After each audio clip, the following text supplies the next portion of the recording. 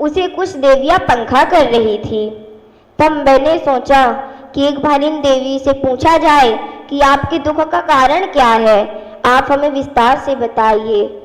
फिर हमारे मन पर ही विचार आया कि अभी नहीं जाते हैं, अभी जाना सही नहीं होगा।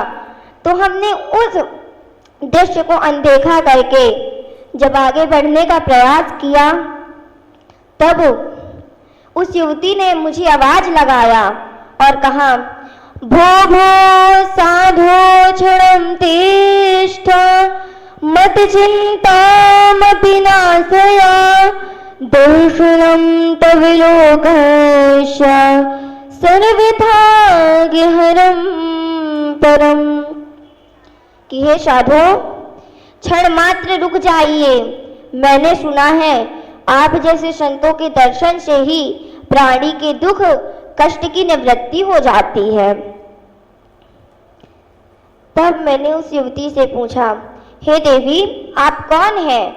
और ये जो वृद्ध पुरुष लेटे हुए हैं आपके अगल बगल, ये कौन है? तथा ये जो देवियां पंखा कर रही हैं, ये कौन है? तब उस युवती ने मुझे कहा, अहम भक्तिरिति ख्याता इमो मे तनयो मतो ज्ञान वैरागिना मानो कालयोगेन जर्जरो उत्पन्ना द्रविणेशाहं वृद्धिं कर्णाटके गता क्वचित् क्वचिन् महाराष्ट्रे गुर्जरे जीर्णतां गतः।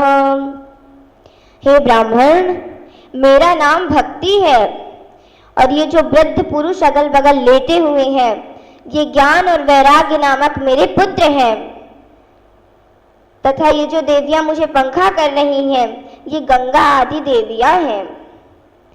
मैं उत्पन्ना द्रविणेशाः, मैं द्रविड़ देश में उत्पन्न हुई, महाराष्ट्र आदि कई प्रदेशों में सम्मानित भी हुई, परंतु जब मैं गुजरात गई तो वहां जीर्णता को प्राप्त हो गई। परंतु जब मैं वृंदावन आई, वृंदावन पुनः प्राप्य नवीनेव स्वरूपिणी, जब मैं वृंदावन आई तो यहाँ वृंदावन के भक्ति के प्रभाव से मैं तो नवयुवती हो गई, परंतु ये जो मेरे पुत्र ज्ञान और वैराग्य हैं, ये अभी भी उसी वृद्धावस्था पर है। इनकी जो वृद्धावस्था है वो अभी दूर नहीं हुई। मेरे दुख का कारण बस यही है महात्मन, आप मेरे दुख का निवारण कीजिए। तब नारद जी ने बताया शनकादि ऋषि को। मैंने उस युवती से कहा, युवती तुम चिंता मत करो, मैं इनकी मूर्छा को दूर करता हूँ। परंतु नारद जी ने चारों वेद उपनिषद पुराण आदि सब श्रवण करा दिए और ज्ञान वैराग्य की मूर्छा दूर नहीं हो रही थी। तब नारद जी भी चिंतित हो जाते हैं। तभी आकाशवाणी होती है, आकाशवाणी से आवाज आती है, हे नारद जी, आपको इस समस्या का हल एक संत बताएंगे। तब नारद जी ने मन में विचार किया कि आकाशवाणी ने हमें पूरी बात बताई ही नहीं, अब वो संत हमें कहाँ मिलेंगे, कहाँ होंगे वो संत? और शनकादि ऋषि से कहते हैं, प्रभु मैंने तो इतने स्थानों पर गया पर उस प्रकार के संत मुझे नहीं दिखे।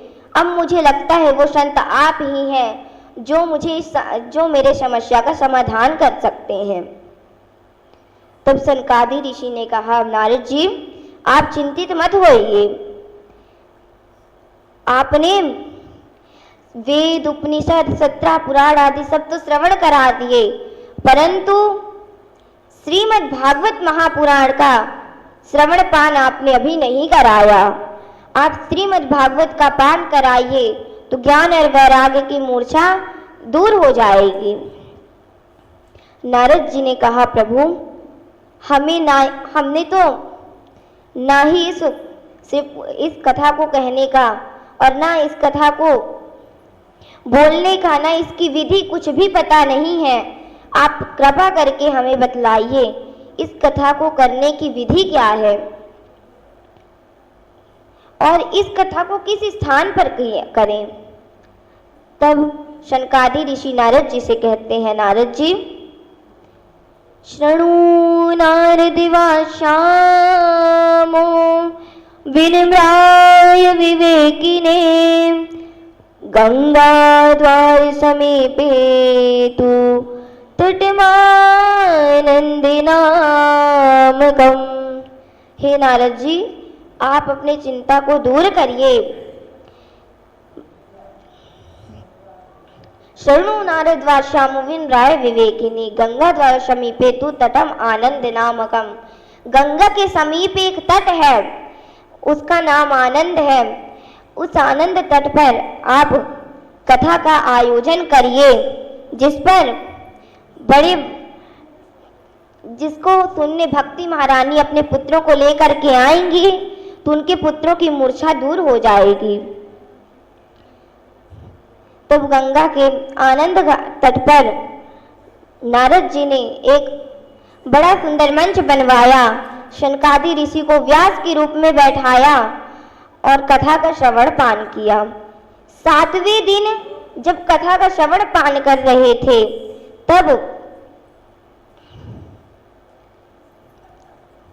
जब 7वें दिन कथा का श्रवण पान कर रहे थे, तभी भक्ति महारानी अपने दोनों पुत्रों के साथ नव युवती को प्राप्त हुए प्रकट हो जाती हैं। बोलिए भक्ति महारानी की जय। वो भगवान के नाम का संकीर्तन करते हुए प्रकट हो जाती हैं। आइए हम भी 2 मिनट भगवान के नाम गुण नाम का संकीर्तन करते हैं, उसके बाद आगे की कथा को भी श्रवण करेंगे।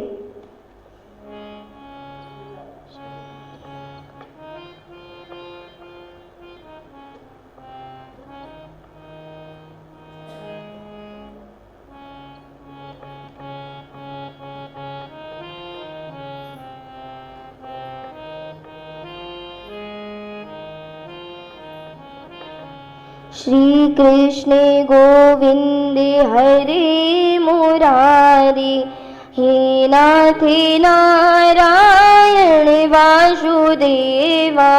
श्री कृष्ण गोविंदे हरे मुरारी, हे नाथ नारायण वासुदेवा। पितु मातु स्वामी सखा हमारे, पितु मातु स्वामी सखा हमारे। हे नाथ नारायण वासुदेवा। श्री कृष्ण गोविंद हरे मुरारी, हे नाथ नारायण वासुदेवा।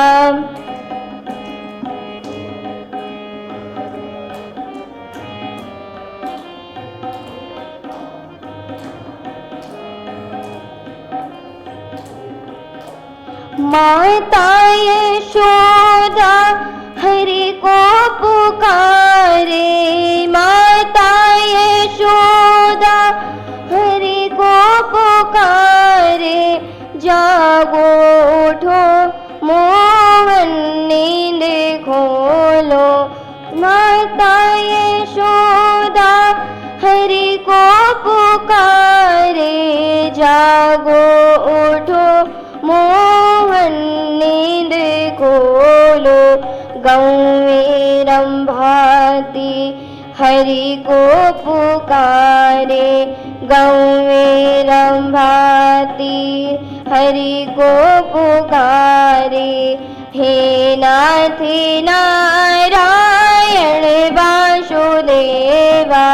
श्री कृष्ण गोविंद हरे मुरारी, हे नाथ नारायण वासुदेवा।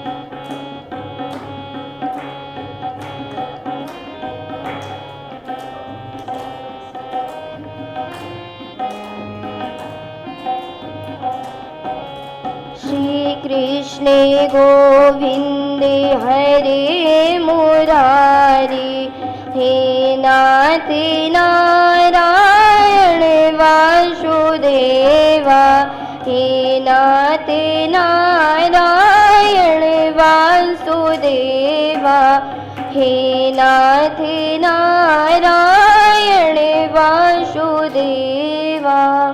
बोलिए वृंदावन बिहारी लाल की जय, भक्ति महारानी की जय। भक्ति महारानी अपने दोनों पुत्रों के साथ प्रकट हो जाती है और भगवान के नाम का संकीर्तन करते हुए नृत्य करने लगती है।